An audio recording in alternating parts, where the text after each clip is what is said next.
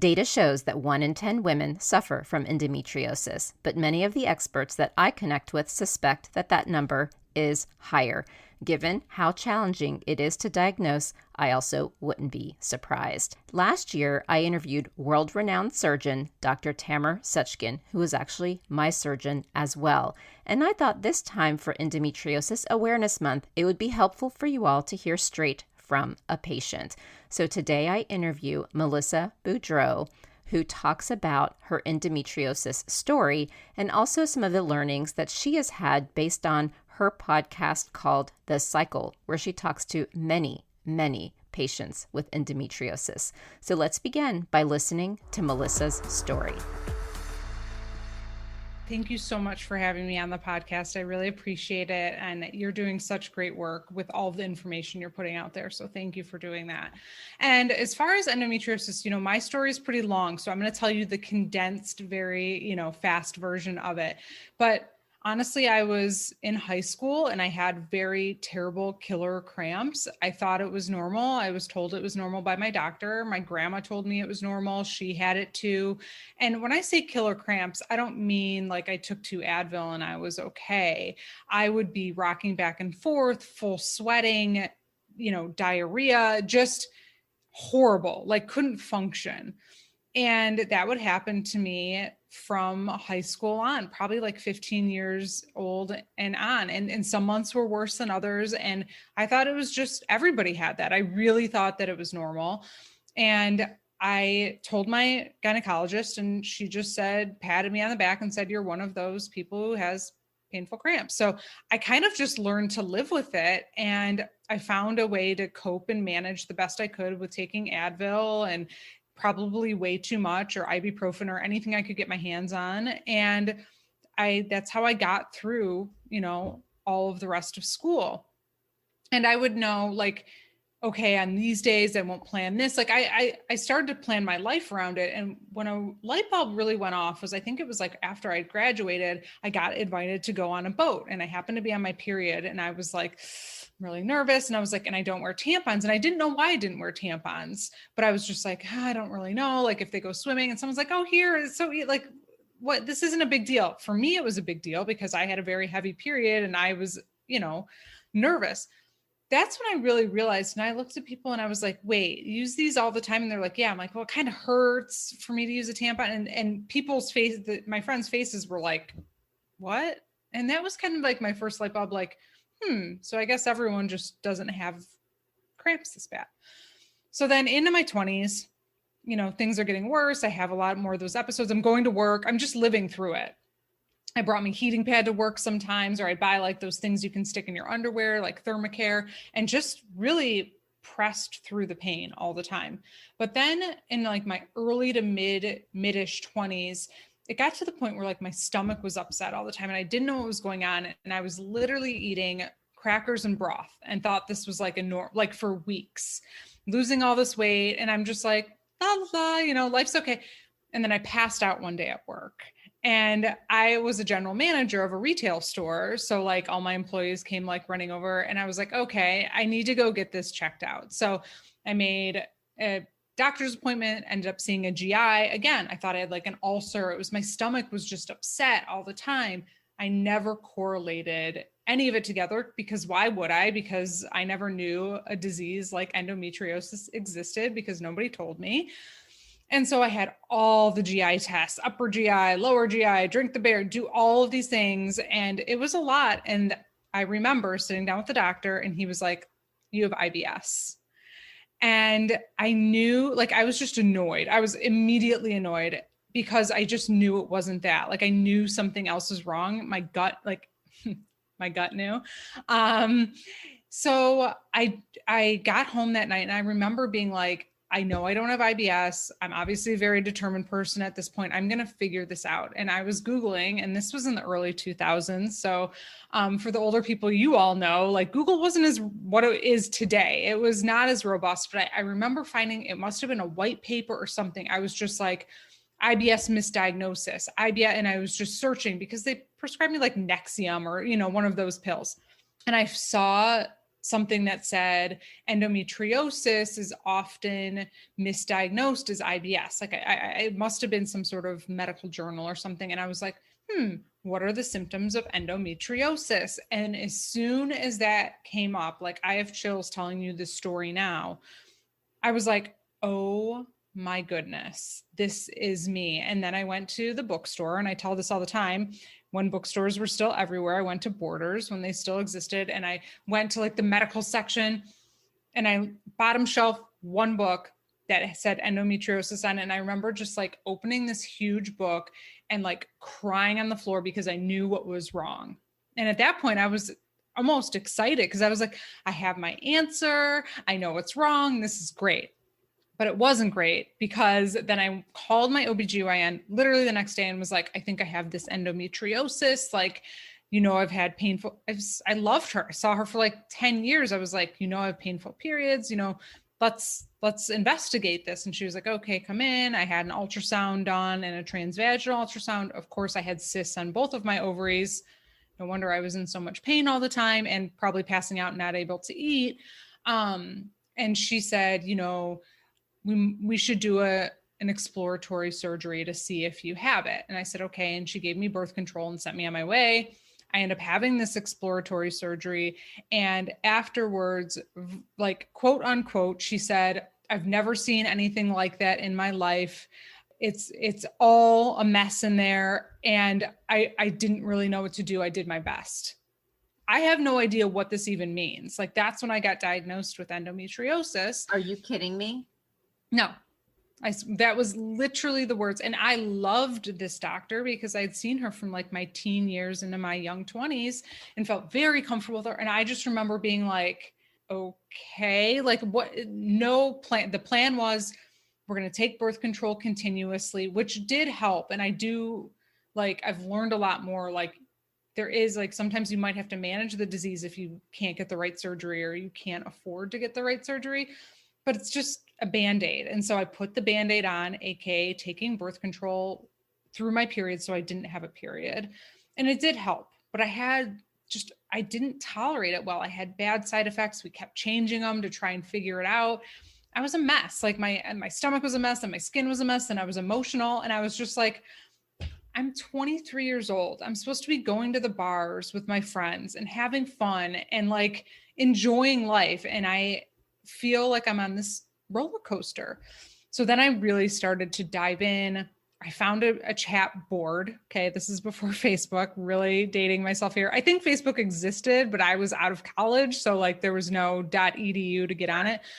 Found a chat board, found another person in Michigan who had endo and was like, you got to find this excision surgery. And I was like, okay, like I'll figure it out. She's like, I just went to a place out of state. I can't find anyone in Michigan who really understands the disease. And I had a great experience. And I was like, all right, this is what I need to do. Like I was so determined to like feel better. And still at that point, I had no idea what I was dealing with. Like I'll get the next surgery and things will be fine. Like I was just so ignorant about it. And it wasn't my fault because there wasn't a lot of education about it. So I just didn't know the severity of it, I guess is what I want to say. And the woman that I spoke to said, I had this and I feel amazing. And I was like, okay, this is it. So I find the place, I send in my medical records, I go have a surgery there.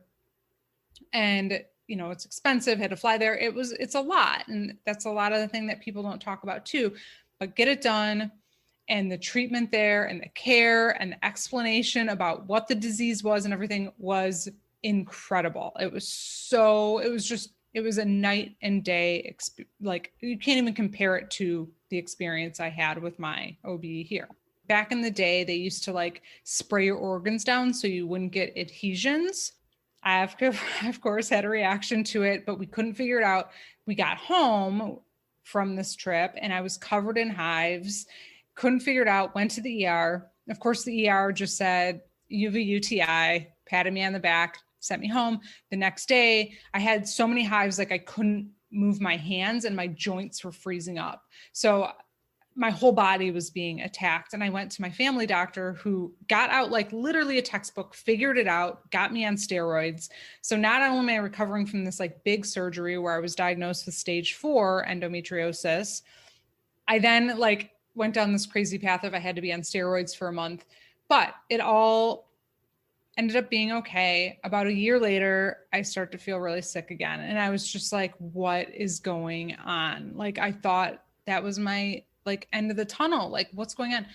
I called that doctor back. I said, this is what's going on. I don't know what's like, it's really bad. Like, I just, what is happening? And they said, come back. We're going to check things out. I told them about the hives. Everybody thought it was a reaction to like, we figured this out years later, the hives, by the way, come back. So that spray or whatever, because I had a reaction to it, caused like crazy amount of adhesions.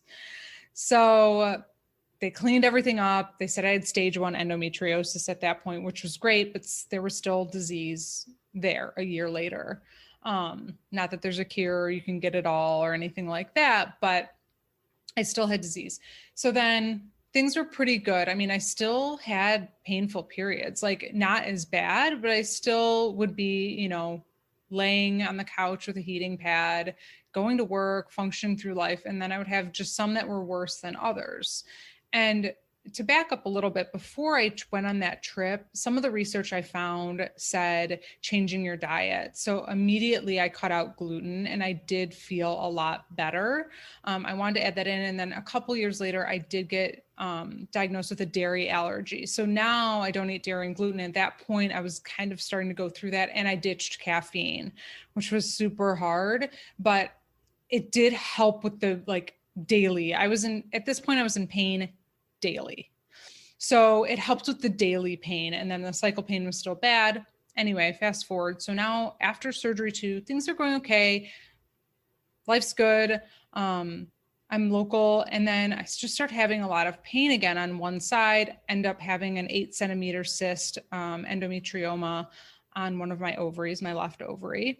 Found a local doctor here and was like, we watched it for a while. What are we going to do? But once they get to a certain between like, I think it's 8 or 10 centimeters, it's really risky. Like you probably need to have it removed. So we met with a doctor here to get it removed.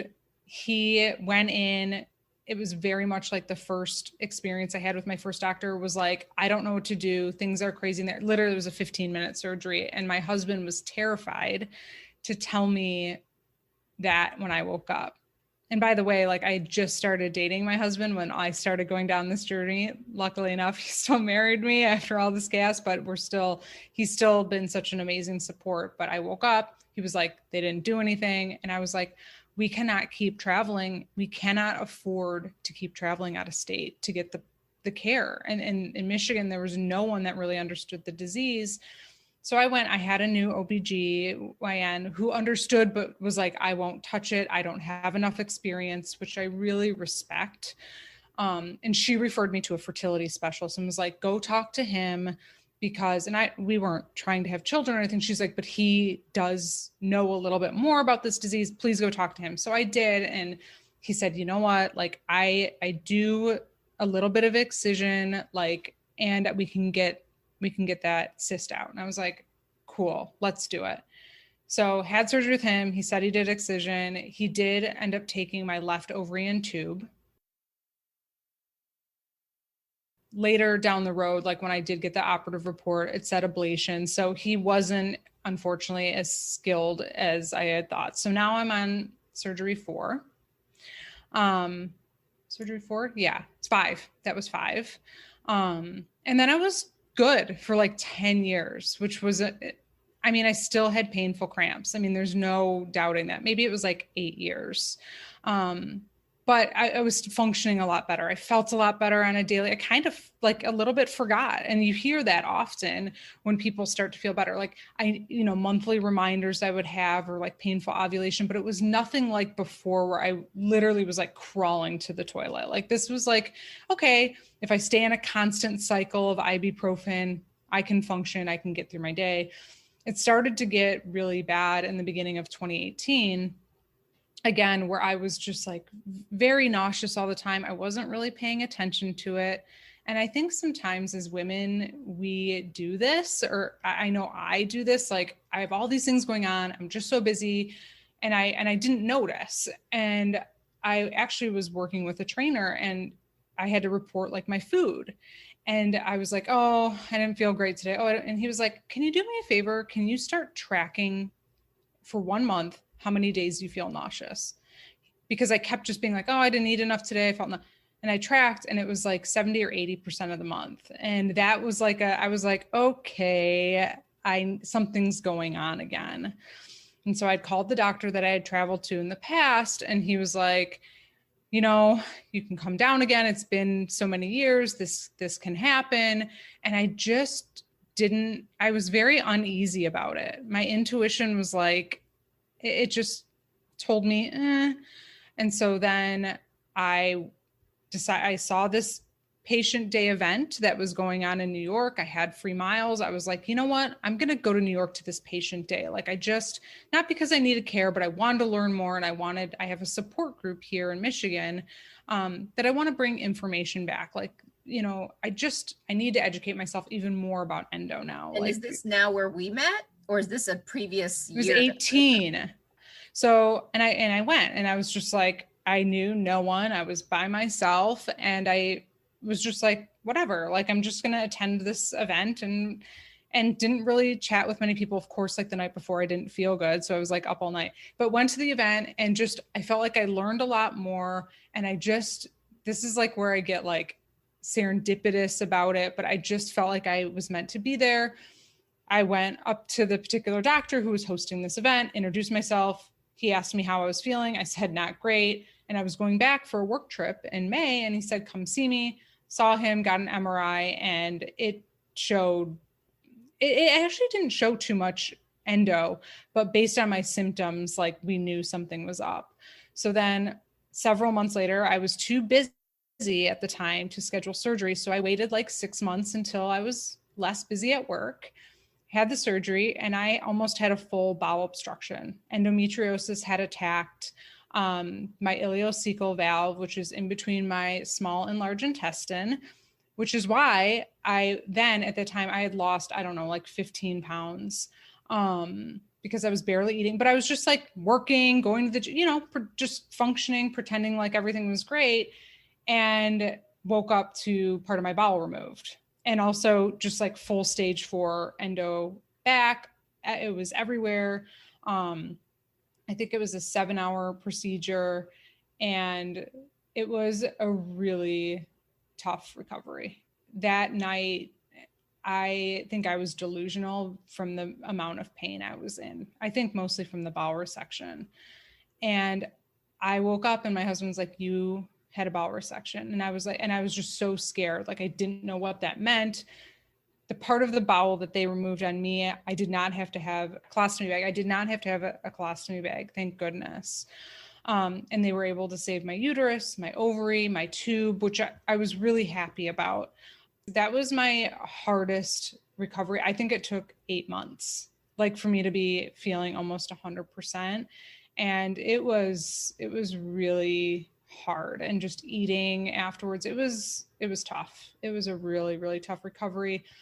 And then starting in the beginning of 2020, or like end of 2019, I just started having really bad pain shooting down my leg again, and just wasn't feeling great. And I knew something was wrong, and my heart was broken about it, because I just went through this hard surgery, and I was like, you know what, like, we've got it. I can't keep living like this. Like, every time I had a period, it was like I was anxious about, where am I going to be? What am I going to be doing? I used to travel like crazy for work. And I just remember being like nauseous, and like, I was just like, I just can't live like this. So I called and was like, something is wrong. Like, something is going on. Of course, I had another big cyst, and we decided, okay, we're going to do a surgery. And I made the decision to have a hysterectomy, even though adenomyosis was not, like, I was having every symptom of it, but it was not showing up on my MRI. So this, in 2020, the end of 2020, crazily, very last minute, I decided to have another surgery, because my MRI showed that my uterus was stuck to my colon. again. It was hell or high water if I was going to have another bowel resection.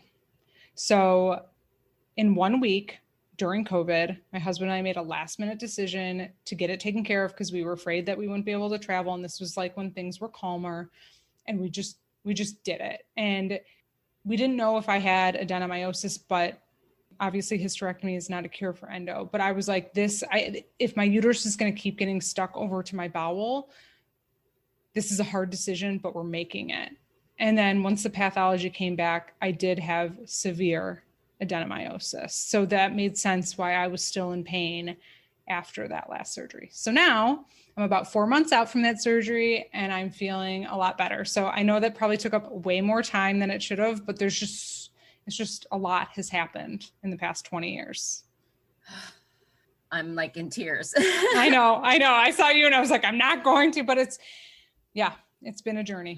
I interview so many people and I don't know what it is about endo. It's just, And as I was listening to you, a couple of thoughts occurred to me. One is, unfortunately, your experience with endometriosis is not a unique one. Secondly, as I was listening, I was starting to feel a bit guilty because I am one of those who was diagnosed with silent endometriosis, and I didn't, have obvious symptoms like the extreme pain that you're describing that you faced for so many years. But what's interesting is as I've been doing this podcast, what I'm realizing is I might have actually had milder symptoms, but I didn't even know those types of things weren't normal. So for example, when I was in high school, my mother used to constantly have to bring a change of pants because when I had my period, I would leak through. Now, I was never taken to a doctor. It was just presumed I didn't know how to use a tampon or a pad, and that was it. But as I'm listening to people on the podcast, I keep hearing these things and it's triggering various memories. And I'm like, wait a minute, maybe those were signs, but it was something no one ever asked about. And it was something I didn't even think to notate in my life. Now, how long did it take you to get diagnosed? I mean, I probably started in pain at 15. I think I was 23 by the time I got diagnosed. So about the average is 7 to 10 years. So I'm right in there. And now I'm hearing it takes 11 years on average to get diagnosed. Yeah, I think it's an average. Some people it's 20 years, some people, and then some people it's 1 year. It depends on who your doctor is, or if someone in your family maybe had it and then they say, wait, you need to ask about this. Nobody said that to me because they didn't know. I had actually attended that conference the day before Patient Day where the doctors were speaking. And I remember being extremely triggered because as the experts were revealing all of these nuances around endometriosis and how hard it is to understand the disease, what also became clear is there's really only about 1 to 200 experts in the entire country who are truly qualified to do the laparoscopic surgery effectively. 1 to 200 in the world. I couldn't believe it. I'm listening to them and I felt like there was this secret society of doctors that were in on what's really going on behind the scenes, and all the rest of us were just suffering along the way. And it was incredibly triggering. And I remember then a doctor that I'd interviewed on my podcast, she was talking about uterine fibroids, and she's a minimally invasive surgeon. And she was telling me that the way she learned about her body wasn't even in medical school. It was either in her residency or fellowship. And she was listening to various patients talking about their bodies and their periods. And as she was listening, she said to herself, hold on a minute, my periods aren't what they're supposed to be. And she's a doctor learning this information. And I just think it's ridiculous how hard it is for us women to understand these conditions that are impacting us and being able to seek the right help. Yeah, it's a systemic, I say it all the time, because not only were the people before us not educated about it, so they all thought it was normal. So they're telling us it's normal. So we think it's normal. The doctors think it's normal. So how are you ever supposed to figure out what's wrong with you when everyone just tells you you're just one of those people? It's not it is. And it's not even just painful cramps. I talk to people all the time. Lung collapses. These are severe cases. I don't want to scare anyone because there are some people that have one surgery and they're better for the rest of their life. That happens. But there's also lung collapses. There's bowel obstructions. There's bladder issues where people have to use catheters for 6 months. I mean, it is a severe disease. It's not taken seriously. No. It is by the, like you said, the 100 people in the room it is, but globally it's not. Now, while this data is not released, I have been, hearing from various experts that they are thinking that it could be a 70% rate of women who have endometriosis. But the problem is, especially back in the day, the only way to know for sure that you had endometriosis is through laparoscopic surgery. Now, I don't think we're going to be ever in a situation where a woman comes in with pain and we're saying to her, oh, well, why don't we just get surgery and see if it's endometriosis? It's, not realistic. It's just not how it works. I mean, think about the people who don't have access to care. It's come so far. Like when I think of it, like it feels very overwhelming, but when I look back and where it is now, at least people know what the word means. Yeah. Like, I mean, I know it's minimal. Well, thank goodness for social media, because when I started my journey over a decade ago, there was really nothing about endometriosis on social media, and now it's everywhere. Now, on the flip side, women do have to be careful about the type of advice being given because it's not necessarily doctors in all cases who are providing the guidance. However, one of the things that many have also said, though, is women do tend to become the experts of endometriosis because we're living with it every single day and we understand it and we're talking to each other. And, not every doctor sees only endo patients. And so we do tend to become the experts. However, I do want to qualify, you're not a doctor, I'm not a doctor, but recognizing that you have spoken to so many women, I'm curious if there are, themes or tips that you want to be able to provide women who are struggling with endometriosis. Number one, what I tell people all the time, trust your gut. It never steers you wrong. You go into a doctor and they tell you you're fine, but you're still experiencing pain and something's wrong. Bye, Felicia, find another doctor. And I know that that's hard. And I know that everybody does not have access to do that, but you have to keep fighting. You can't trust what you hear until someone actually listens to you. So find someone who will listen to you, who will listen to your pain, who will understand what you're going through. That's the first thing. Second opinion, third opinion, fourth opinion. I will tell you, you said, what would I do differently? If I knew, I would have found a specialist right away. I wouldn't even mess around with my normal OBGYN. I wouldn't. Like I would just be like, okay, I need to find a special. Where do I have to go to find a specialist to do this at such a young age? Because I do think that early diagnosis, and hopefully there'll be some sort of treatment plan that's not surgery, but if you can get excision surgery younger, I do think it has a better outcome in the future. I don't know. I don't have the scientific data to prove that, but based on people that I've talked to, I've seen that become more successful. Research obviously is such a huge part, but advocating for yourself is number one. And one of the things that you need to do is always keep a journal or a diary or something of the pain every day so you can go into your doctor armed, because I didn't know to do that. So I'd go in and be like, oh, I think it's this, and I kind of have pain here. But if I'm not going in serious and fighting, then they're not taking me serious. You almost have to fight them for the right care. And so that's, really advocating for yourself, educating yourself, get on to, medical websites, go to Google Scholar, start researching as much as you can. So Google Scholar, at least then that this is like medical papers. So that it's accurate, because you're right. There's so much stuff out there that's not accurate. But still, how does one know? I remember interviewing Dr. Suchkin last year, and one of the tips he gave was to ask your surgeon how many endometriosis surgeries they've had, as one way to determine if they're the right type of experts. But how do you really know? What are the things that you're hearing from patients and how they're making these decisions? Yeah, I definitely think asking that. I mean, there are 2 places on Facebook where you can get a list that are patient generated lists. I just want to be very honest and specific about that, because these are not like, no one's criteriaing them. So Nancy's Nook is a Facebook page where they have a spreadsheet that you can download that lists doctors. And then there's another one called Endometriosis, and they have like a map with pins on it. And so you can scroll your, where you live or in your area. Again, these are just from users, so they haven't gone through a process. There's also another website right now called I Care Better. And I think they're vetting doctors to ensure that they're skilled to do this type of surgery, but there is no official list. So that's some places that people can start. But yes, I agree. Asking them, see if they get uncomfortable too. How many endo surgeries do you do a year? Do you do excision? Do you use a robot? Like asking them technical questions like that to see if they get uncomfortable or if their ego comes out.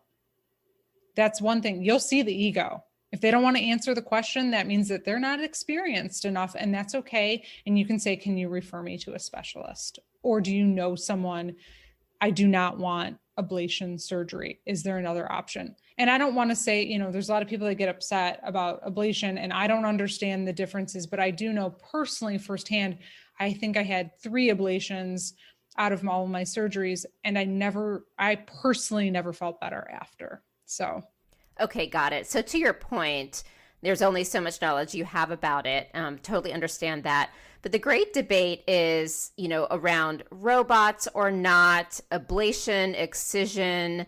And, I've been really struggling to figure out how one can determine the best path forward for them. And I was wondering if maybe you had some perspective based on the people that you've been speaking with or your own experience.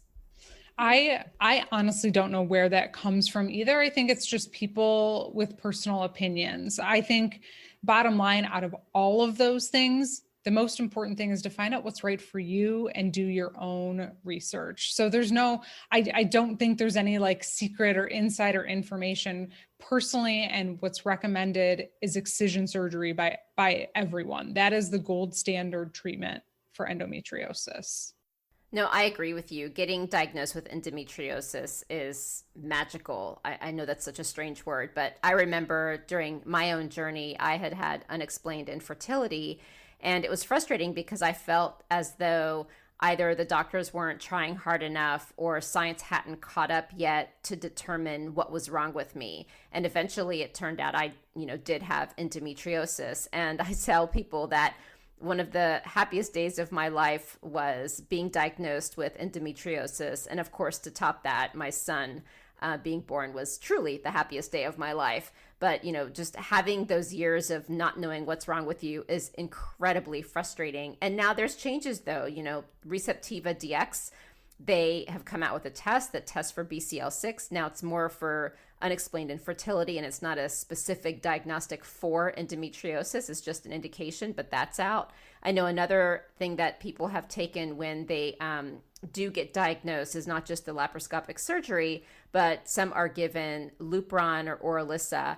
And I'd love to get your thoughts on that because I personally had a really bad experience with Lupron, and I'm not saying because I had a bad experience, no woman should take it, but I'm just sharing that mine was not so positive. But I'm just curious what you're seeing with the women that you've been speaking to.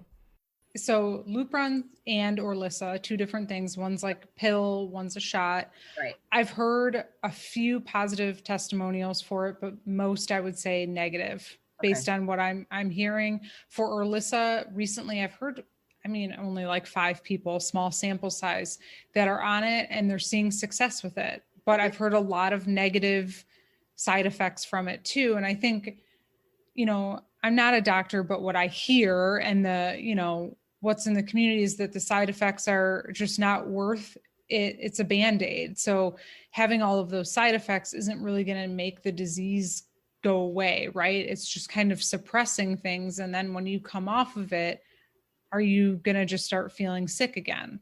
Right. Then like it's been offered to me, all of it's been offered to me. And based on the research that I did, I said no, because I said, why would I put a Band-Aid on something and just delay having surgery or delay feeling better for this 6-month period and have all these side effects. So for me, it didn't make sense to do it. And herein lies the problem and why it's so hard to separate the problem from the solution. Because as we were talking before, there's getting the diagnosis and then there's the treatment. But right now, the treatment is laparoscopic surgery. And if you take Orilissa, it's not a permanent solution, but quite honestly, neither is the surgery, because I was told that I had the surgery and then I was able to get pregnant soon after. But I was told that a certain time after I stopped breastfeeding, the endometriosis would likely come back. And if you're on an Orilissa or Lupron, you can only be on it for a certain period of time because of the risks like bone density loss. So what exactly are women supposed to do? I don't think there's enough data to support things either way that it's going to make you totally feel better. I don't think there's enough data to support that.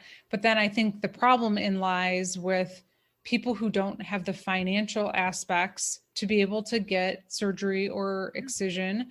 And, should they do the Lupron? Should they do Orilissa? Or should they just stay on continuous birth control? I don't know the answers to those questions, but that happens. Or, I talk to a lot of people outside of the US who are in the UK, and they have to wait years, and Canada, to see a specialist.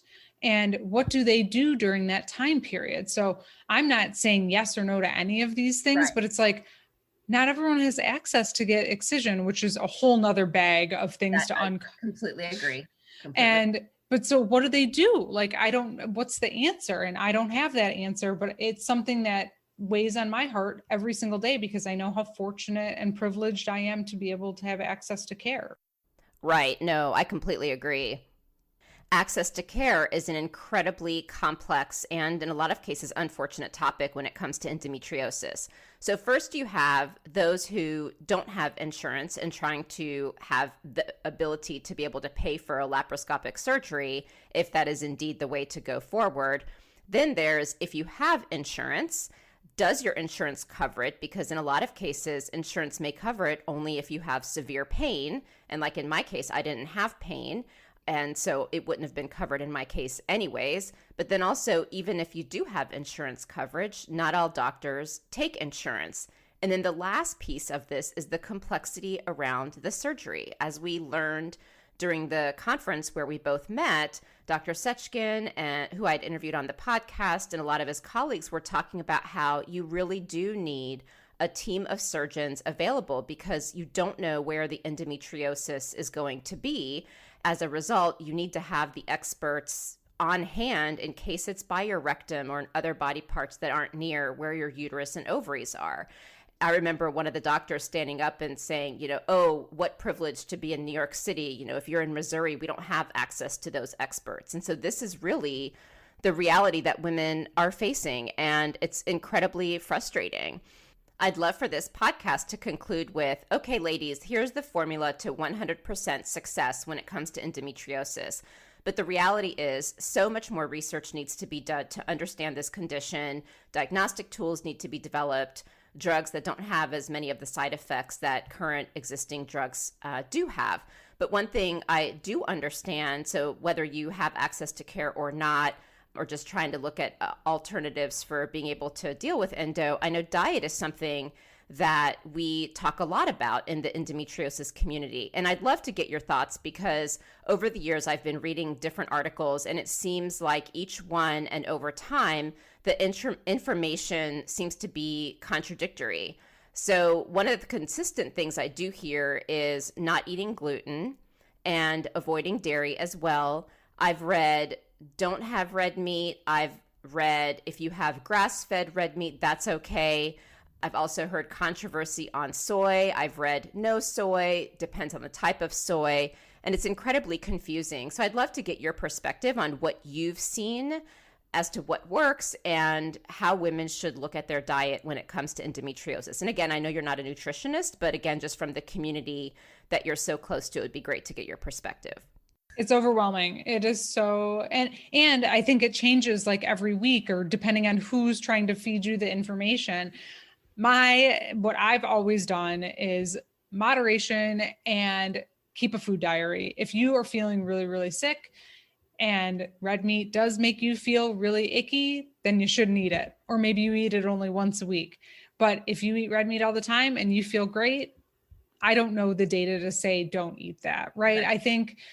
I don't think there's one golden goose for the answer to this. I know people say the anti-inflammatory diet, which I think you can Google, which I think is probably very, very good way to start, because, endo is an inflammatory disease. And so the more inflamed you are, the worse you're going to feel. So that's sometimes why people have this like really heavy chronic fatigue, because you're probably very, very inflamed from the disease. So I cut out gluten because it didn't make me feel good too. I noticed instantly how much better I felt. And I've actually had a couple times where I accidentally ate it. Like, I'm not one of those people that's like, oh, I'll just have a loaf or a slice of bread. I don't do that, because there's been a few times where I've accidentally had something or it came wrong and I ate it, and I can tell and I feel really sick. And so dairy I'm allergic to, and I don't eat red meat. That's just a personal preference, but I do eat chicken. I do eat fish. And I think this is the thing with endo that's so just hard and frustrating, is the whole thing is like testing and seeing what works for you, because it's not the same for everybody. I know people who eat cheese and have endo and drink milk and it doesn't affect them, but it might affect someone else. And that's what's just really, really hard about this disease, is that there's not one answer. It's literally different for every single person. I've talked to a ton of people on my podcast, and it affects everybody different. The path is different for everyone. And so it's really hard. There's not one answer. And that's requires a lot of time on the patient side of testing and figuring things out. And that's really hard. No, thank you. I appreciate your perspective on the diet, and it is incredibly complex. One thing I will say is, given how much is now on social media relative to when I saw my journey, it's been great to create the awareness. I think the thing to keep in mind, though, is a one-size-fits-all approach, because one of the things that I've learned is really experimenting and understanding what works for your body. I've interviewed so many people on the podcast. In my own very long journey, I even did my own experimentation. When it really hit me how much diet and customization of that diet has an impact, it was back when I did the AIP diet. Amy Raup, who was on my podcast last year, wrote a book called Body Belief, and I went through her protocol. It was through that diet where, for example, one of the things I noticed was I live with a baseline anxiety, which I do believe some of the endo patients do deal with. I didn't know my baseline until I went on this diet, and it eventually disappeared.